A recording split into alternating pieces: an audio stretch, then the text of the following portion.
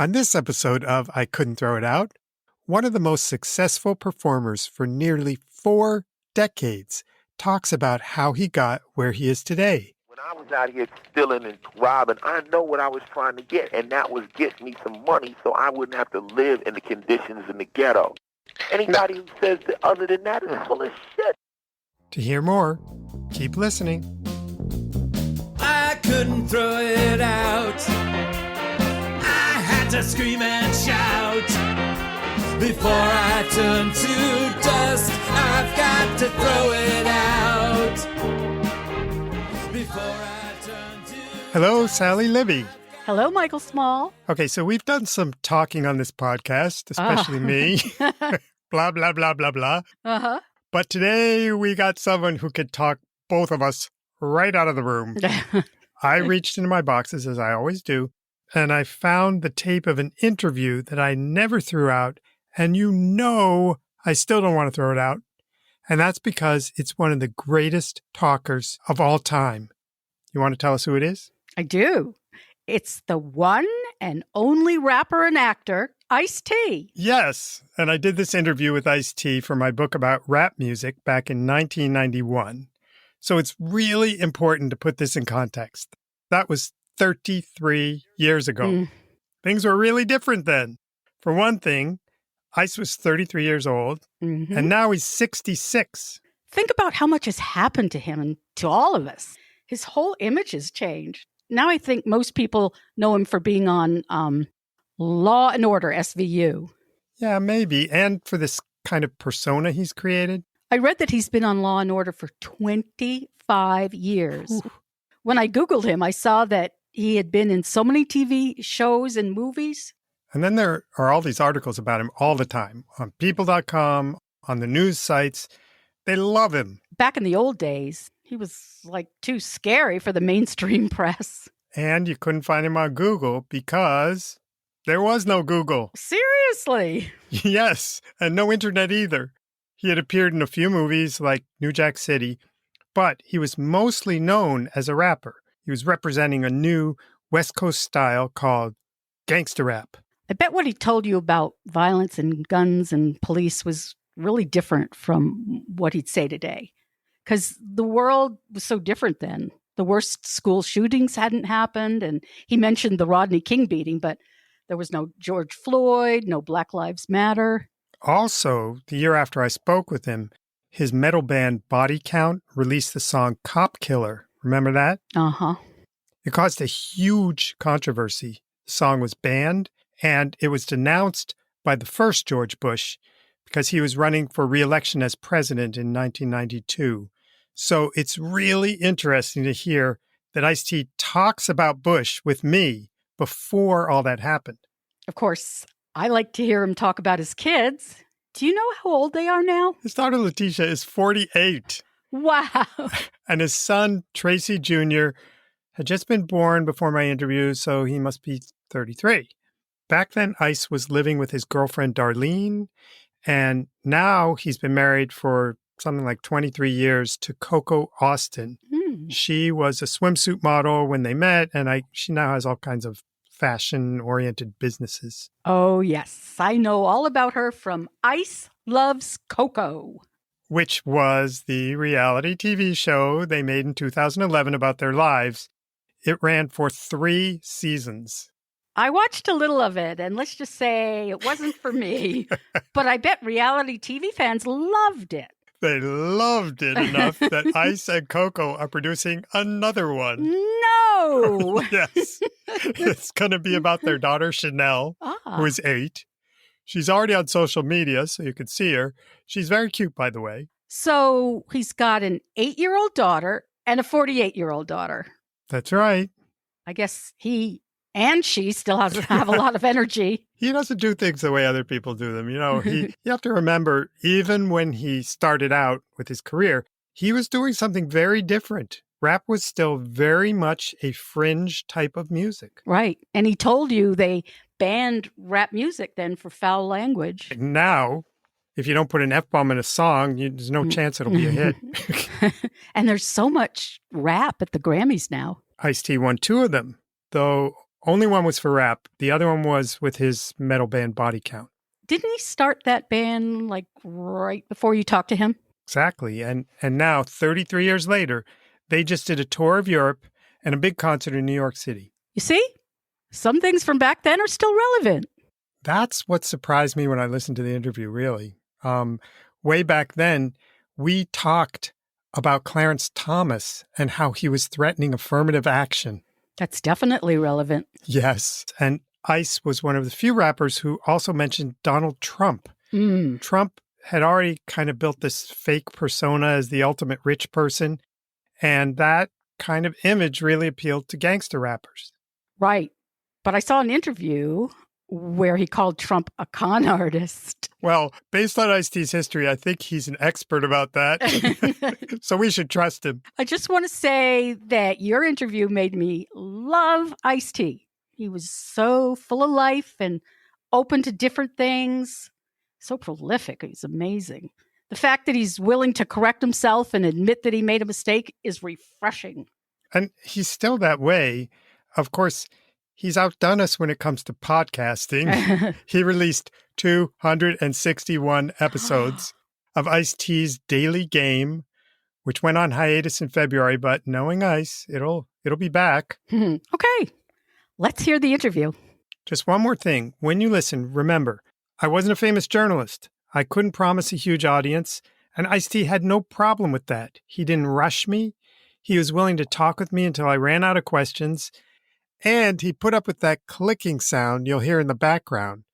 That is me typing as he talked because I didn't trust the Walkman tape recorder that was attached to my landline phone with a little suction cup. That's how we recorded in those days. Anyway, Ice-T started by explaining this new thing that no one understood called gangster rap. So here we go. Would you say you're the first person who started doing gangster rap? Well, let's put it like this. When I started it, I didn't really look at it as gangster rap. I had my first record out in 1982, which was called The Coldest Rap. And that's really the first, not really gangster-orientated rap, but very street-orientated, where I talked about being a pimp. It was very crime-orientated because I said in the summer day I played in the snow, which deals with dealing with cocaine. I was doing that, and then I did a couple of records that were similar to New York records, because New York rappers basically rapped about rocking house parties, but I never really rocked house parties. That wasn't my thing. But then my guys told me, Ice, rap about what we do, rap about how we live. And I wrote the song 6 in the Morning. Now, the only other record that could be similar to that was PSK, done by Schoolie D. And it was about gangsterism, but it was very vague. 6 in the Morning was the first record about having a gun, going to jail, running from the police, beating people up in the streets. It was the first of that format, but I tend to shy away from the use gangster rap because I wasn't really gangstering. I was just living. I think now a lot of people choose to try to sound like a gangster. People call that being a gangster, but it was more reality-based rap. A lot of people said gangster rap is theater. It's people acting. It's not real. If they were real gangsters, they'd be dead. Right. How do you respond to that? No, I'm a real gangster. I rap from true experiences. One thing I do, I'm able to draw to the character Ice-T other people's experiences, like the writer I used to read, Donald Goins, would do. If you were to tell me like a situation, yo, Ice, I was out in the street and the cops they raided my car and they cut my back seat open with a box cutter, right? I would say like, was it 2 cops? As long as I know it's real, then the character Ice-T can live out this situation, because now Ice-T is like a culmination of all the kids in the street. I call it faction. Factual technique, but a fictional story. I know in one of the songs you said something like, and I grab a 40, but then I saw you on MTV and you said you personally never drink, right? On New Jack Hustler, I say, I got to get paid, I got money to earn, with my posse out on the Ave, bump my sounds, crack a 40 and laugh, cool out and watch my new Benz gleam. Okay, now, New Jack Hustler is a song that's like Colors. This is another style I invented where I become somebody else. And that's when you go into that theater level. what I do is I put my brain back on the mentality of a gangbanger and I become the character. Or I put my brain in the mentality of a drug dealing hustler and I become him. Most hustlers would drink 40. The particular guy playing that song, yeah, he cracked a 40, but I don't, In the crowd you run in, Everybody drinks. how can you get away with not drinking? Because I'm Ice T. I don't have to know. Nobody don't tell me what to do. When I was young, right, motherfuckers used to try to get me high. They used to make me want to, like, yo, you got to smoke weed. We would sell weed. I never really got off into cocaine, but I never even hit a joint. Because I would always tell people, if you could tell me a benefit, I'll do it. So once my guys, they used to try to tackle me and hold me down and blow charges in my face. But I'm not afraid to be in a room where people are getting high. I don't have no problem with that. It's not like I don't want to get the contact. And I never smoked cigarettes. Okay, drink-wise, I mean, if we was out tonight and you had some champagne, I'll sip the champagne. I've never bought any liquor. I'll tell you the truth. When my guys found out that I wasn't with it, but I was still crazy, they kind of said, cool, let Ice be the sober one, because if the police ever stopped us, I would talk. If we ever was in a party or a fight, I would be able to get everybody out. Chuck D's on this big campaign against the malt liquors. Do you have any strong feeling about the effect that they have had on the community? It's no puzzle that some of these liquors shouldn't be consumed by human beings because, I mean, they're only sold in our neighborhoods. Definitely you can't get Night Train and a lot of these particular liquors one block out of the ghetto area. They don't sell them there, My attitude is if you drink it and you think it's good, then it's cool to endorse it. You see what I'm saying? I mean, if Cube drinks it and he likes, regardless of whether it's fucking him up, if he drinks it, that's cool. I mean, you couldn't get me to do it because I don't drink it. But I think it's necessary for Chuck to let motherfuckers know that, yo, this shit you drinking ain't necessarily the best shit. I've interviewed about 35 rappers so far, and some of them said, gangster rap's over. It's gone to too great extremes. NWA have killed it in a way because they've turned it into a parody. It's just funny. It's not real anymore. How do you respond to that? Well, for those people who say that, they're full of shit.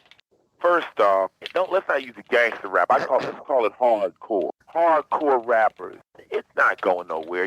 The reason it'll never die is because too many kids live that lifestyle. Now, see, all music has what I call a pop swell, meaning it will swell up. Gangster rap swole up because it was popular. Pop people will leave it, but the core will never leave because the core, that's their music. I'll never stop listening to it because that's me. A really tough letter was written about you to one of the fan magazines, and this one kid said, look, this guy lives in a fancy house in an all-white neighborhood. Why should I believe him as a gangster rapper? Now, how do you answer this kid who wrote in this letter? Because, number one, the kid's an idiot because all gangsters live in fancy houses. What the fuck do you think I was out here killing and tripping to get? If you go to Gotti's house, he's got ducks. If you go to any major drug dealer, cartel member, he's got swans and fucking lawn flamingos out in his fucking lawn. Why would you believe a gangster who's still broke? Chuck D and you, and Ice Cube to a certain extent, seem to have a disagreement from things I've heard at various places. Chuck D says, stay in that ghetto, open a business there, turn it around. And I've heard you say, run out of there as fast as you can go. Right. What do you answer to Ice Cube and Chuck D? They're full of shit. They know it. What you do with the ghetto is, first off, you have to understand that nobody lives in the ghetto by choice. You live there because it's a poor community. It is not a black community, not a white community. It is not a Mexican community. It is a poor community. Your mother lived there because she didn't have any money. Your father lived there because he didn't have any money. Also, the jungle creed says the strong must feed on any prey at hand. Anybody who knows once you get some money in the ghetto, eventually you're going to get thick because you're the only guy on the block with money. Everybody else is broke. They're going to have to hit you. They have no choice.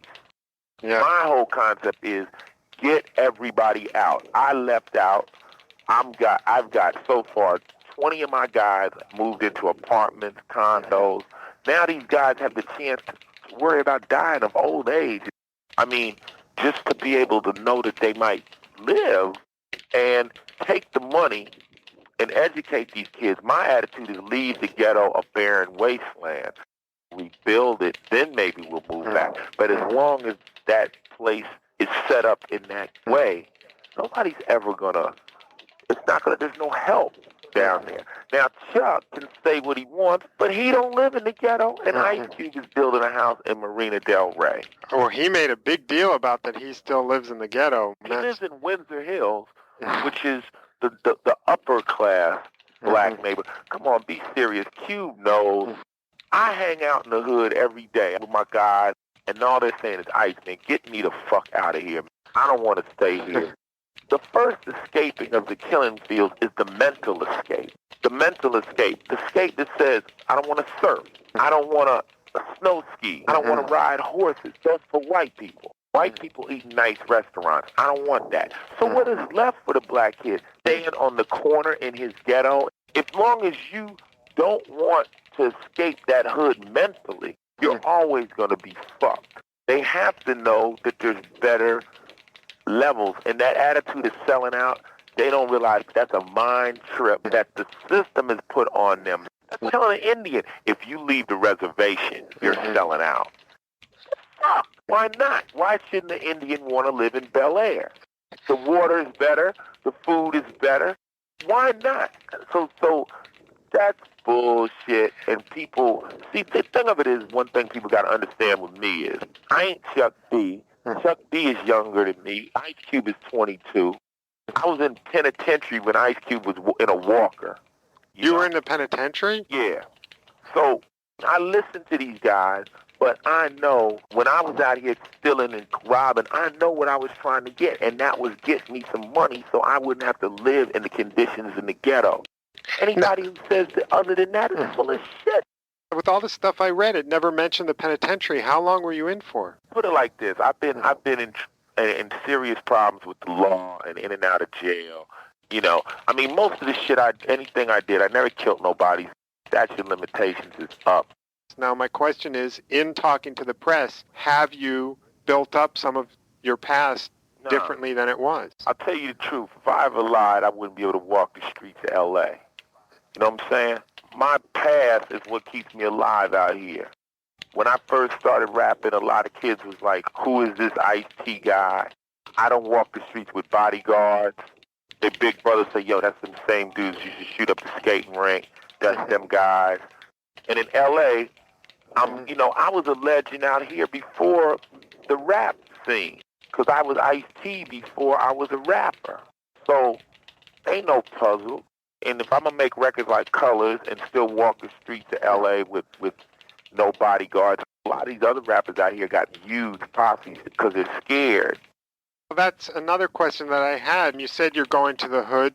You are a wealthy guy. People know that. God, somebody could kidnap you and hold you for ransom or something. If they step to me, then they got to come correct. You know what I'm saying? When I'm in the hood, I'm strapped. I'm with my guys.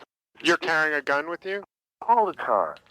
Is it a registered gun? Yeah, but it's not legal to carry. But, it's like I'd rather get caught with it than caught without it. See, this is the thing, motherfuckers. I mean, with me, I didn't grow up to be a rapper. A lot of these rappers now grow up wanting to be a rapper.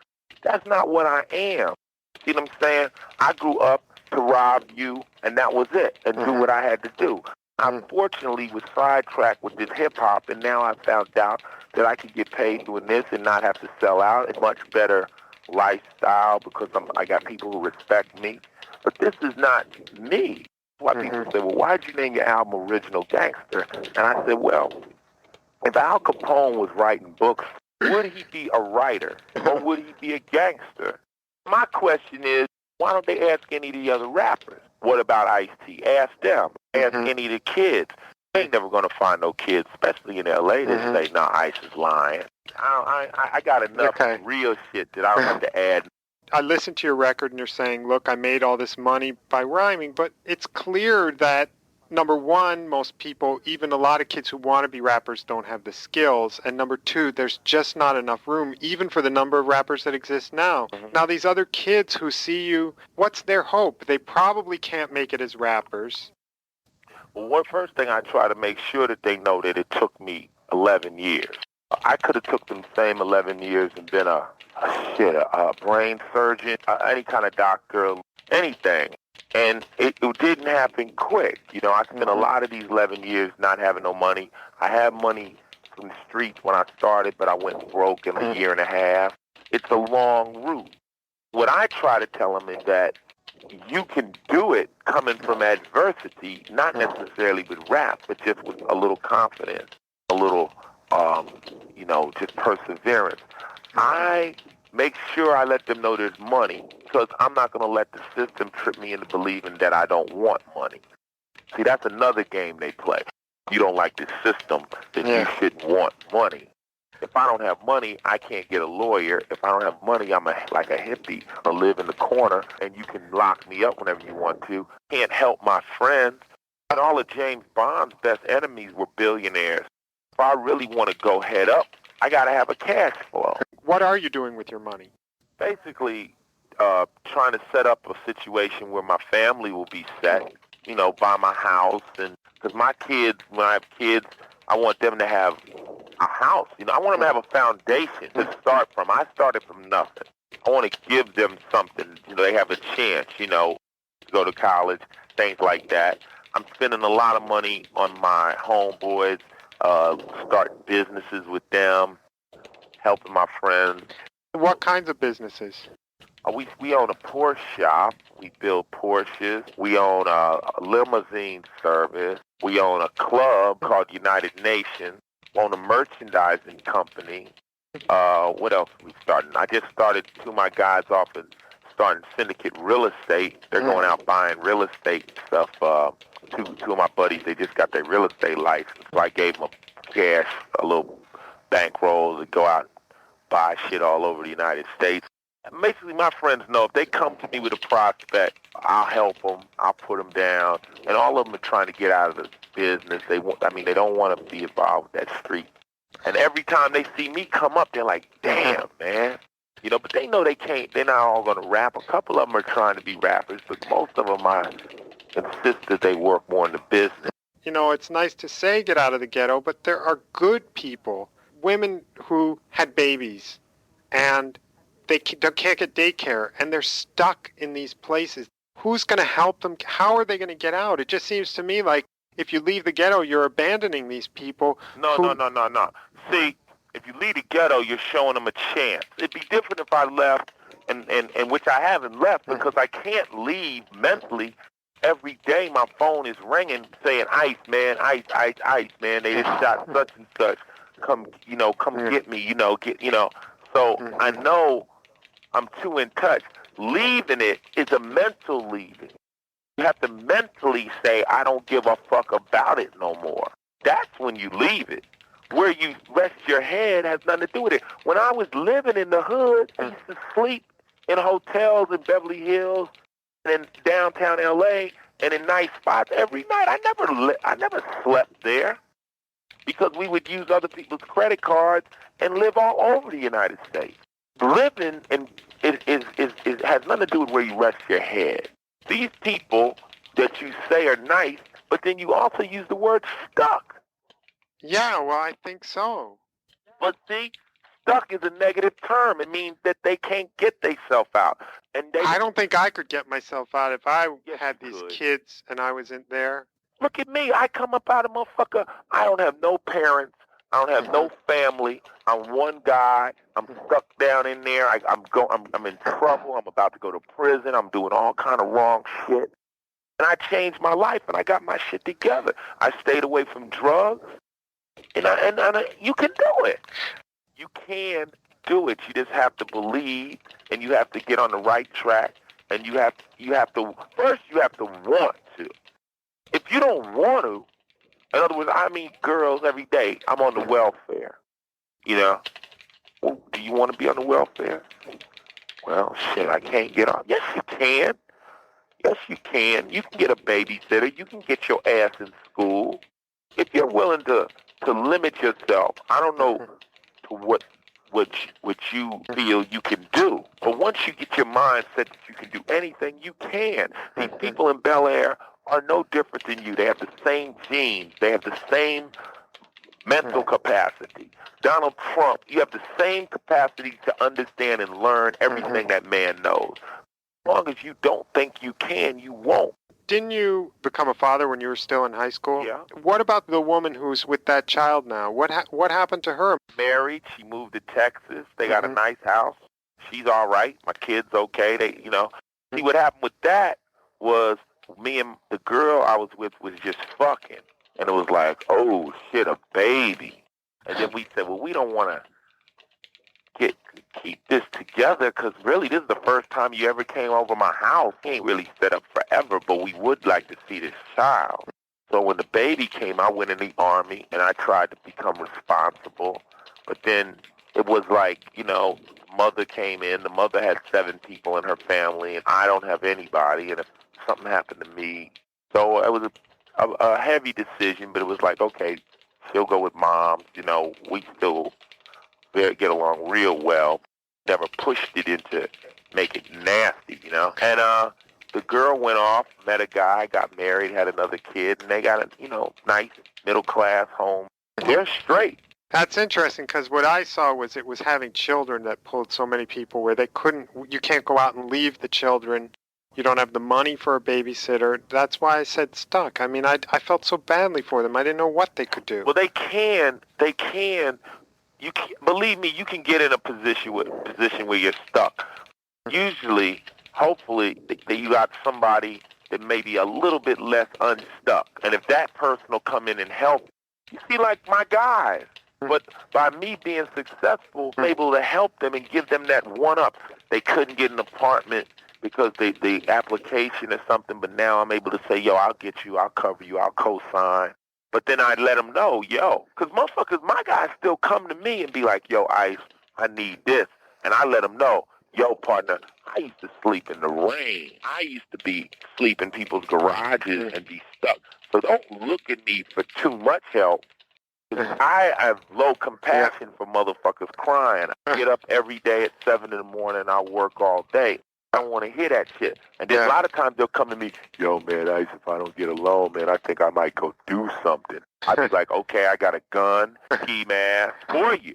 Because they know I'll do it. See, they know that if it got down to it, I wouldn't ask them for shit. I just go get me some money. Therefore, they respect me in that level. They like, we know Ice ain't no joke, so we can't come in here acting like punks. Most of them, since they're such good hustlers, if I do loan them something, they've managed to turn it into bigger and better things. Now, one of the things you mentioned a minute ago was that you went into the Army. How long were you in the Army? 4 years. And what was your position? I was a ranger. A ranger? Yeah. What does that mean? Well, you have infantry, you have airborne, you have a ranger, and then you have special forces. It's a pretty elite organization, infantry, jump out of planes, whole shit. So did you get along okay in the Army, or was it a difficult thing for you? Let's put it like this. I did 2 years in and 2 years out, meaning 2 years I was just like with it, and the last 2 years I wanted out. That's how it usually is. You go in kind of gung-ho. I was happy to be doing something. It was like the first time I felt like, getting a real check. But after that, I kind of started not really digging it. I started learning that if you wasn't in the Pentagon calling the shots, it wasn't the place to be. And I just kind of drifted out. What kind of work did you do for them? Run up and down hills. Wasn't there a specialty that you did? Yeah, killing. I was a ranger. All you do is go out on road marches, train for war. And you never went to war, though. Nah, but that's all you do. See, a lot of people go to the Army to be clerks, but I went in and all I go is to the firing range, hand grenade range, 203, jump, go out on things called RTAPs where you simulate war. But it was 4 years of simulating war. Yeah. Wasn't the idea that would then pay for a college education for you? I didn't go in for the college. It was really after you got out of the Army that your life of crime started, right? The heavier life. See, the reason I went in is because when the baby came, we were out doing petty crime, like breaking in cars and shit. And I said, this ain't no way to be with no kids, So I kind of tried to get responsible. They kind of sell it that the Army is supposed to be what cleans you up. It teaches you discipline.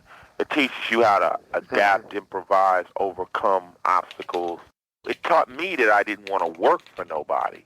After taking 4 years of orders, I bought a whole bunch of stereo equipment. That's why I first started rapping, because, like rap came in, Sugar Hill Gang, started learning how to rhyme.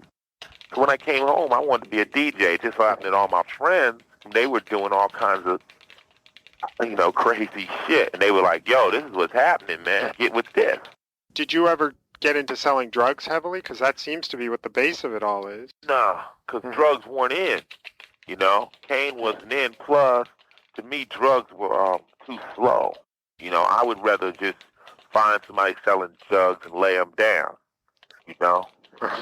So I didn't really get off into that. I was more strong arm type, go take money, And I wasn't really into armed robbery, that didn't come in till later. We used to just be slick, more burglaries, things of that nature. We dealt with lots of jewelry. And then my guys were operating off of lots of phony credits and insurance fraud, crack game, where you can, car accident shit.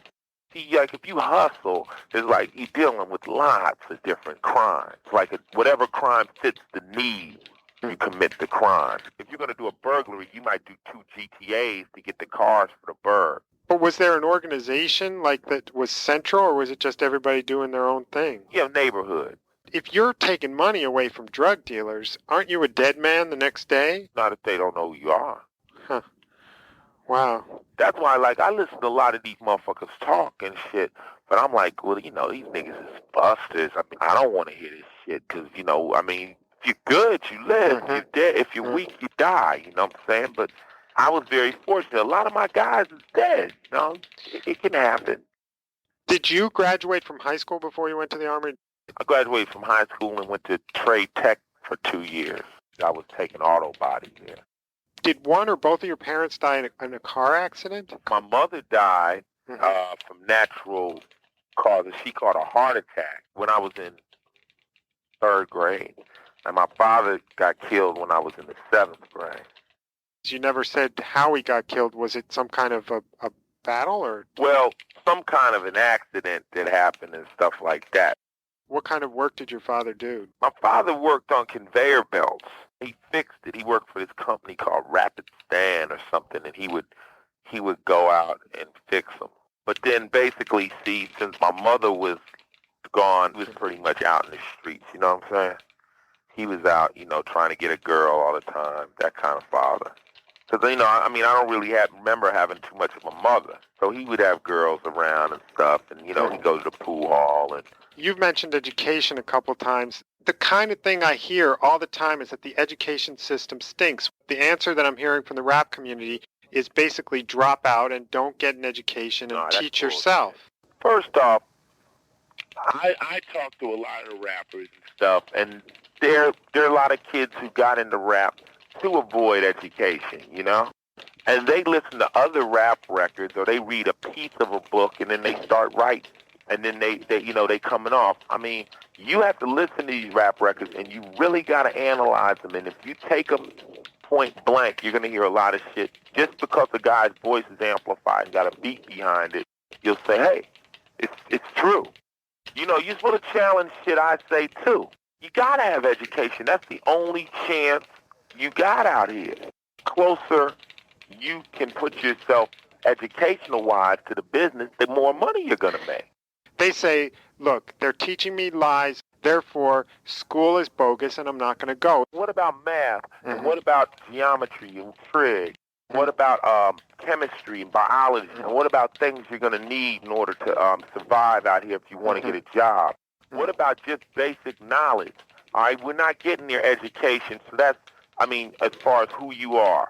But still, the basics of that school you got to get. So therefore, you get that other shit on your own. I'll tell you what the problem with school is. Schools teach racism. That has to do with the history books. The problem with the rappers, they don't understand that when the school teaches, all right, say I'm 18, I graduate from school.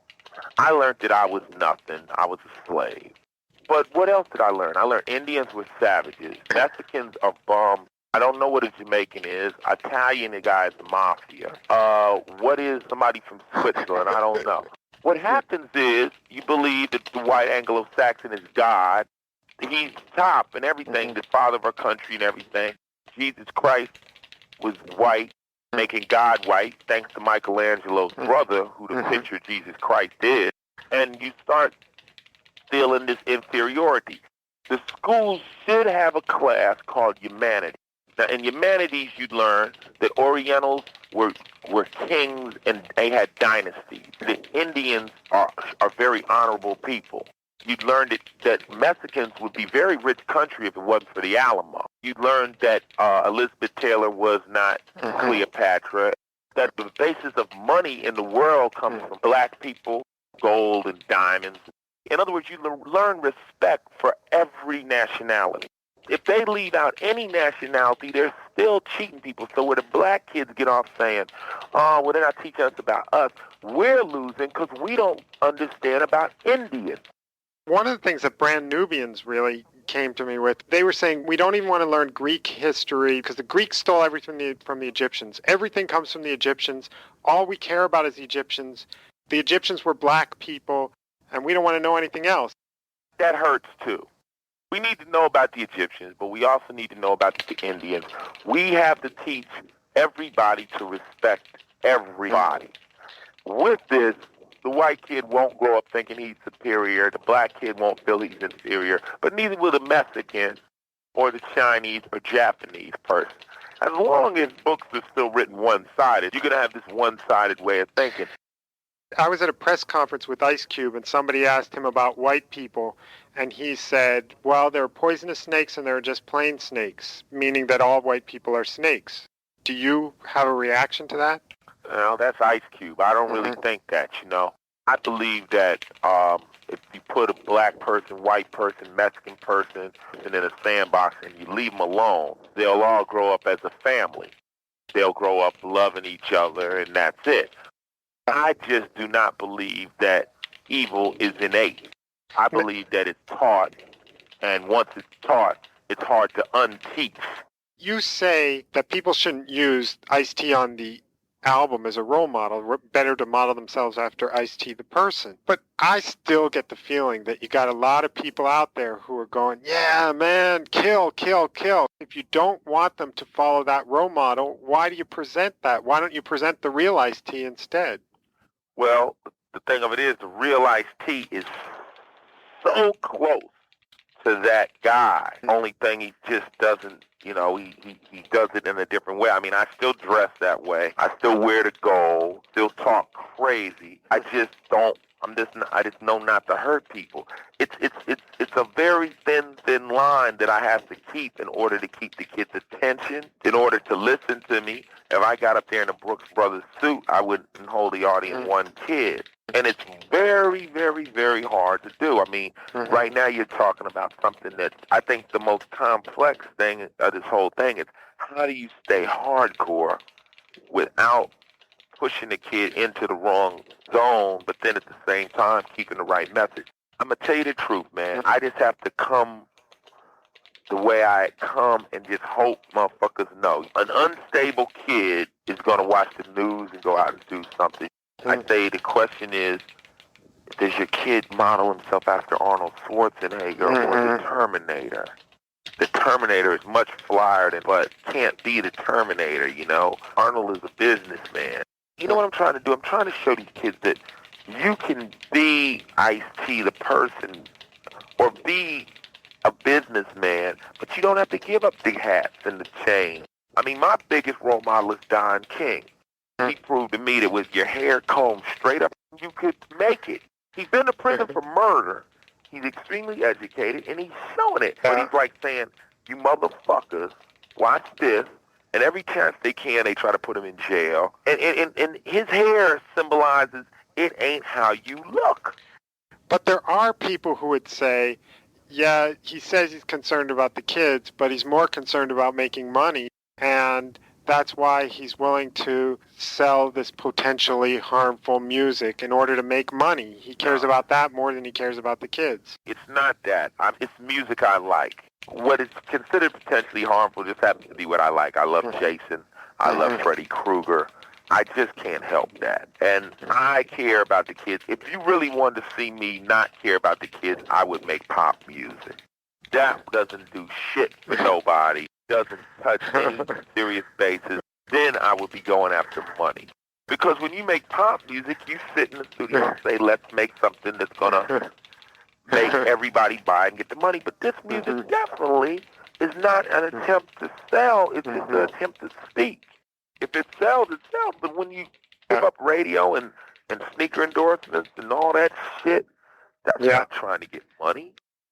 You did kind of let MTV censor your New Jack Hustler video. There's a bleep in the middle of that video. Yeah, well, MTV makes you bleep it. When I first came out, I wouldn't censor nothing. I was like, nah, I'm not censoring singles. I'm not censoring nothing. Fuck that. Then you got people that are pleading with you. People like rap DJs and people who really love you saying, Ice, man, we want to play you, but we can't.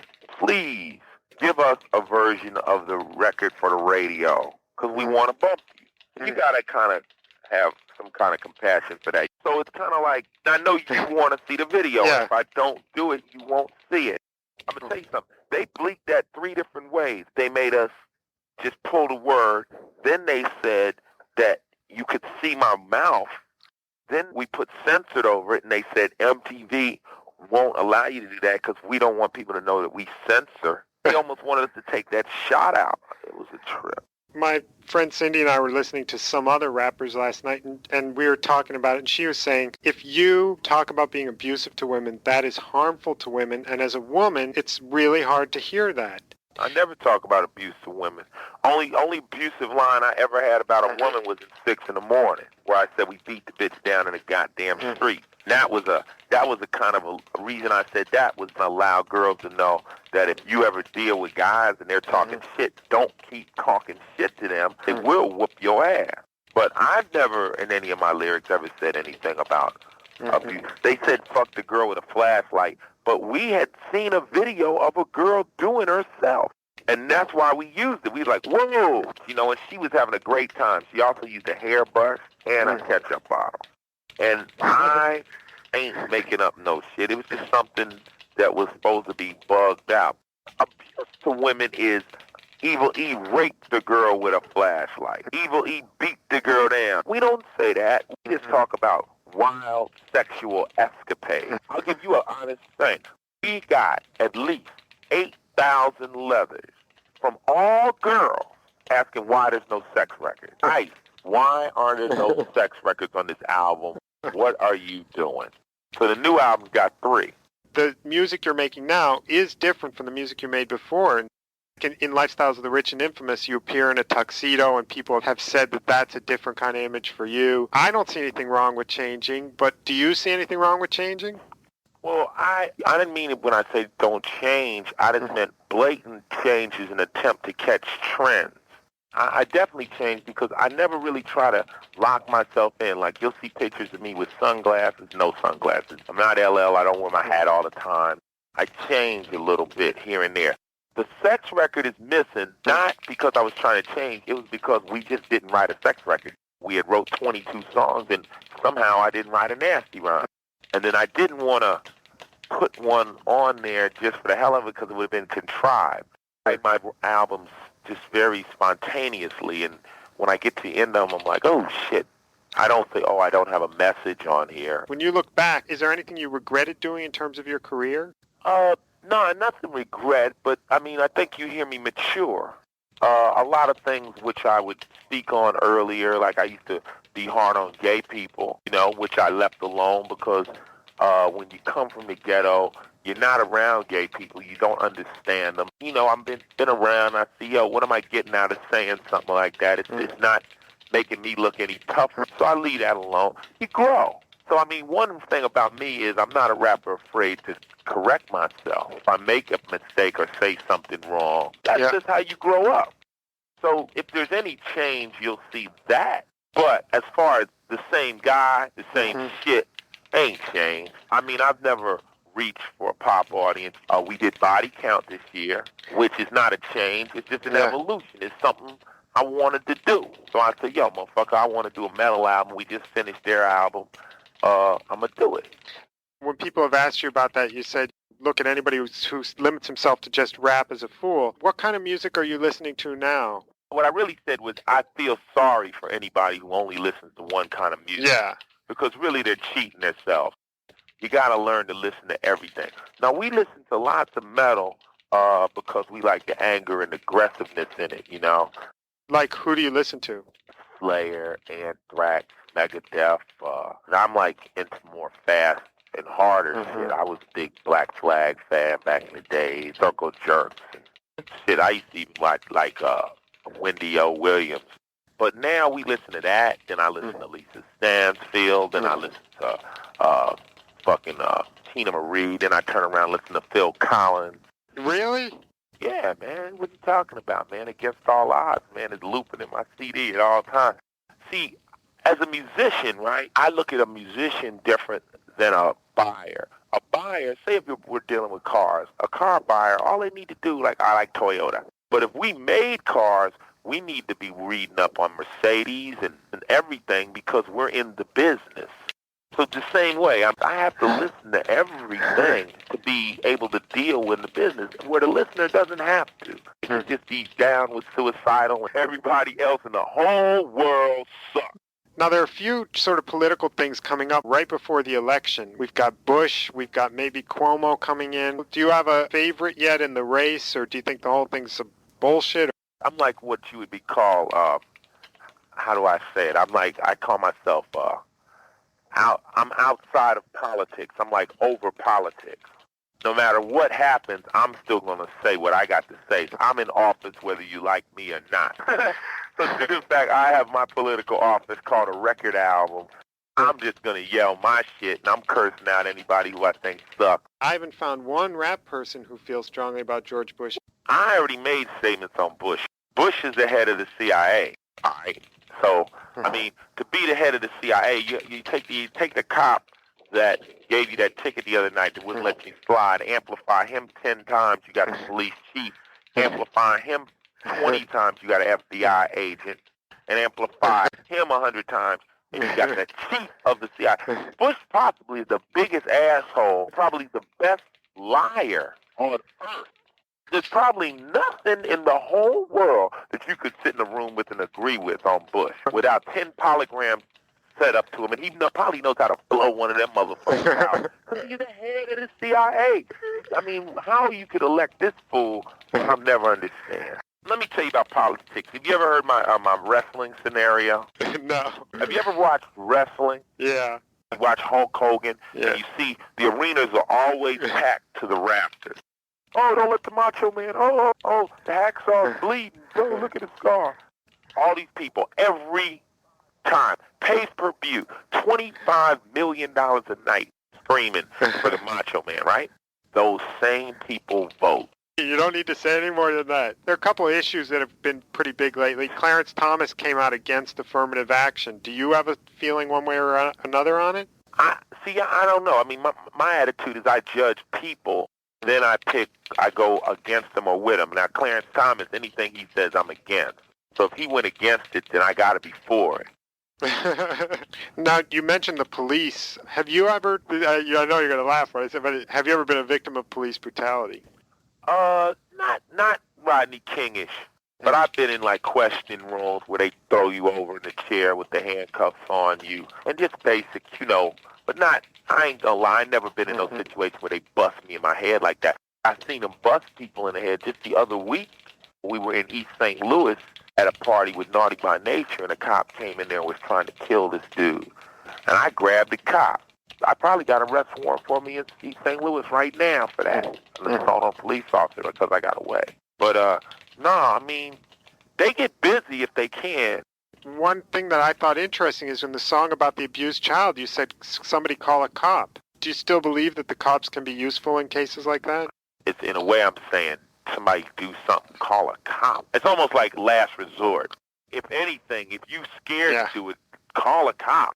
It's almost like if I were to say call a cop, then I mean, damn, ICE is really serious. Now, what about racism? Have you ever experienced it in a big way? Has there ever been an incident? Come on, man. I mean, if anybody black, you experience racism every day, every hour you're alive and you're out there. It's something that you don't know. You can't feel it unless you... I mean, I get one example is we were out. George, my manager, right? He's like Hispanic, but his mother's white, so he can pass as white or Mexican, right? So he looks more white. So we were in Chicago with him, and we just went around during the day, me, Evil, and I guess Henry. And, you know, we didn't notice anything. We just lived normally, out to eat and shit. And when we came home, he was like, man, I'm going to tell you, man, I hear you guys talk about being black, but today I was black, man. I've never seen so many people look at it so crazy. I've never seen people put their purses on the other side. I've never seen felt vibes. And I'm like, damn, I didn't feel none of it because I'm used to it. It's kind of like Living Color at that record, Funny Vibe. If it's not a blatant racial thing, it's just a vibe, man. For me now, it's just so, it's the biggest kick because we ride around in Ferrari. We got the pretty girls, you know, white urban professionals are looking, who the fuck are they? I'm like, eat your heart out. It's kind of fun. I mean, the only way to deal with racism is to be rich, and then you can really have fun. I mean, that's one of the reasons why I refuse to change the way I dress. You know, it makes it more fun. A quick interruption. I asked Ice-T a question about his writing process for song lyrics, but my question got lost when I turned over the recording tape. So here's how he answered. I get an idea, I'll like be driving in the car, and like Darlene or somebody's there, I'll be like, yo, get a pad out and write this down. I'll say like a couple of verses, and then I hold it down, and then I write, you know, in the office, or I wake up in the middle of the night, go to the bathroom, and come up with some, oh shit. I write at night sometimes. Like I say in one record, I say I write at night, and then I fall asleep, wake up with new techniques, and that's real. You know, I write, and I'll be like, oh, I'm going to sleep, and when I wake up, my mind will still be locked in on that song, but it'll be like, oh, I could say it this way. So you do some rewriting? Oh, yeah, I rewrite it, and I write titles and choruses first, and I don't write too much of the song till I get the music, so I write a little bit of it, get it going, then I know the attitude. I'm a firm believer in matching the song's music with the attitude, so I say, damn, well, this is a serious song, so give me a serious, sinister type track. Do you have a one notebook? Yeah, I use blue loose leaf folders. When it's time to do albums, I consolidate all of them into one. Then I have to transfer them onto a Macintosh computer. Oh, really? Yeah, because we have to turn in lyrics now. All rap albums have to be accompanied by lyrics, see? What? Yeah, you didn't know that? You have to. Even if it's not going to be on the album cover, you have to accompany an album with a lyric sheet. You know, I didn't know that till the last album. They made me turn them in. There's so many songs. It took me like 45 minutes just to read the lyrics, even when I'd already listened to the record, but I was just sitting there reading. Like you know, does that have something to do with rap or your mind or what? It's like a novel. Quincy Jones said, man, you guys are so incredible. He said, you could write the lyrics to a Whitney Houston album on a matchbook. You guys in 1 hour could write me 5 albums because of the abundance of lyrics and magnitude. And he was like, it's incredible, you know, how quick you write. How has Hollywood treated you with respect, or if they treated you, you know, has there been any racism there? To tell you the truth, man, Hollywood has treated me real good. Probably because my first movie I did made a lot of money. It's basically a commodities game. They say, well, Ice in a movie makes $60 million. Next movie makes some money. He's our guy. You want to go in the action direction? You want to go more towards the political direction? No, hell no. Fuck political shit. Yeah. I want to go action. I want to go make the movies I like. You know, and I like Terminator 2. I like, I mean, I didn't like Boys in the Hood. I thought Cube is dope. Cube's like my best friend in the world. The movie is the wackest shit. Why? It's boring. Because I'm a boy from the hood, and that shit is boring. I mean, It was just boring. Daddy, hit me now, and a burglar in the house. Somebody white, it's great to come sit in my house, but I live in that house. It's no fun. You know what I'm saying? It was like, get off the furniture, one drive-by. I wanted the motherfuckers to shoot the whole movie. I'm just violence-orientated. Love this shit. I mean, Ricochet didn't have enough action. A new movie me and Cube are in called The Looters. Dope. What's the basic plot? Bad guys all fighting over some money.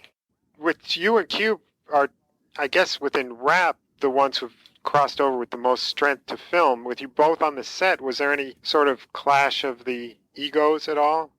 Nah, because Cube is like my boy. Me and him are friends, and Cube got a lot of respect for me, Like, Cube is basically like, if I got to play and somebody's got to be telling me what to do, the only person that's going to do it is Ice, where he might not have took it from nobody else. Now, in terms of any sort of role model for you, I noticed that Melly Mel actually helped write some of the lyrics. Is that right? Well, yeah. Now, Mel was the first person I ever heard put a message on a record. Made records like Beat Street, started talking to, the nation's in terror. Now they can't even look in the mirror. I was like, whoa. I mean, that was like the first record I ever heard that was like heavy, because rap was very thin, It taught me that you can say something on a record. To me, he's the best rapper ever. It's so weird. If he's such a good rapper, why do people fall off? Why don't they continue to get respect? Because it's not just the rapping, It's how you handle your interview. It's how you handle your friends. It's how you handle your fans, your business. The rapping is only like less than 1/10 of the whole game. It's like we saying, how can Ice-T not ever have a big platinum album but still be in there 5 albums? Whereas some of these guys who had the mega album fall off the next year. When you think of how many 100 rappers there are out there for only these 4 groups with 4 gold albums, that's ridiculous. See, once you lose connection with your base, it's just real, real hard. LL did it. LL kind of got soft in the 3rd quarter. It was like, and then he came back with Jingling Baby. But then he did that record, The Big Bad Wolf. LL just taunts with death. He don't give a fuck, and he comes back over and over again. Your record is dedicated to Nelsy, Tony Jake, and John? Well, Nelsy got killed. That was one of my guys, that I was down with out in the streets. He had just came back from prison, and he was home like 2 days, and he got killed. He was trying to hook up with me, as a matter of fact. I was out on the road. He was going to try to get with us, and he ran into some people, and they owed him some money, or he owed them some money, and the guy was like, give me the money, and he's like, yeah, here's my pager, and the guy was like, fuck that. Nelson started whooping on him, and the guy shot him 6 times, shot the other guy that was in the truck. Tony Jake is one of my guys I grew up with. He's in Lewisburg Federal Pen. At the time we dropped the album, he had a date in the 90s. He might have came home. Now he just got all day. Another murder just happened up in there. They give you all day, that means it's over. And then John was the guy who sung Pusher Man was one of my boys called Pimpin' Rex. And his road dog, his boy, got killed in South Central one night. His car had a flat, and some guys pulled up and asked him, he thought they were going to help him. He's like, nah, you guys got any money? And he didn't have no money. And they were about to leave him. Then one of the young kids just snatched the gun and just shot him. Killed him right there. Some kid trying to get his stripes. So those are just guys from this year. I'm going to tell you, man, in the course of last year, I think about 7 of us went. My boys Thunder, they going under every day. And since I graduated out of high school, I've got like, out of maybe 40 friends, man, like maybe 12 left. These kids are going blam, blam, blam, under 5. One of my guys that works with me, he just got a gun charge the other day. How can you stand this? How can you stand up and keep going to know that many people who died? How do you still keep upbeat and sense of humor, too? It's like you just get used to it. You get used to it. People call it hard, but you just get used to it. My mother's dead. I didn't go to the funeral. People die. You get used to it. And like I said earlier, the luxury of dying of old age is reserved for I mean, maybe not us. But do you think there's anything that can be done to change things so it doesn't have to be this way? I wish it was, man. All I could do is try to get my guys away from the war zone. Down in the hood every day, I mean, it's any minute, something could happen, 387 kids caught it last year, South Central. And, I mean, I'm willing to bet 187 were solved homicides. That means you got 200 stone killers out there. They're doing it up this year. They're going to beat that record. Every night it goes down. Was there a moment, just like a moment of triumph that you can remember, a moment where you're like, this is it, my life's turned around? I don't know. I mean, in the rap game, I think my real moment of triumph, going out on that Dope Jam tour, went out with Eric B. and Rakim, and it was interesting because up to then I had semi-respect, but being able to tour and really see my power out in the marketplaces up against KRS-One, Boogie Down, Biz Markie, Eric B., Dougie Fresh, Kumo D. We ripped that year. And it was like all the New York rappers were looking at us like, damn. We were the first West Coast group to be on a major tour. And just to be like down in Georgia and see it happen. Yeah. Until you go out and feel it, you don't know really how strong it is. That was the moment. I think the second moment was going into New Jack City and making the movie was great, but that wasn't it. It was going in the audiences and watching the audience say, yeah, wow, I'm in. This is a whole nother thing. Then the third one really was going out this year on Lollapalooza and watching Body Count work. Going out, starting the record, and really just ripping and watching the crowd. Do you have any feeling about being a dad now? Do you feel a new sense of responsibility? This is like the first time I ever had a kid that I was waiting on, that I was ready for. I got a house. It's much better. It's like all that anxiety and knowing the sweat, the fear, it's not there, I know anything that possibly could happen I can handle. Also, like I know that he's got something to grow up to. I know everybody wants the same thing. You don't want your kid to run into the problems you had. So it's just cool, See, one thing about Ice-T is we had got to a point where when we first started, I put my girl out there because I'm not married. But, I mean, I put her out there. Like, oh, your wife. I'm like, yeah, But it got to a point where it started to get a little corny. And people were going too far in depth into the let's turn Ice to a family man. Indirectly, they were trying to mainstream me. And then everybody was like, yo, Ice, watch it, man. Got people turning around saying, how could he have a kid and be home and still be a gangster? And then you guys say, well, go check Michael Corleone. Does it feel different to have a son than daughters? Every man wants a son, male with my name, so he gets to carry it on. We named him Ice, so, with 3 capital letters, so he has a title. How come you and Darlene didn't get married? I don't know. I don't really agree with the laws, and I don't necessarily think that that's necessary. I think if you dig somebody, and if there is a guy, to look up to them and say, yo, this is my girl, and that's it. I don't know why you have to sign papers. I don't know why I got to stand in front of a Christian church that I don't go to, and I just ain't with it. Plus, I don't know. I mean, I might end up with another girl. Right now, me and her together, we love each other. It's been like 8 years, right, or 9? We've been together a while. So I guess the last thing is, if there's any misconception about rap music, about you, anything you want to clear up, here's a chance to do it. The misconception about me is that something I'm doing is after some kind of money.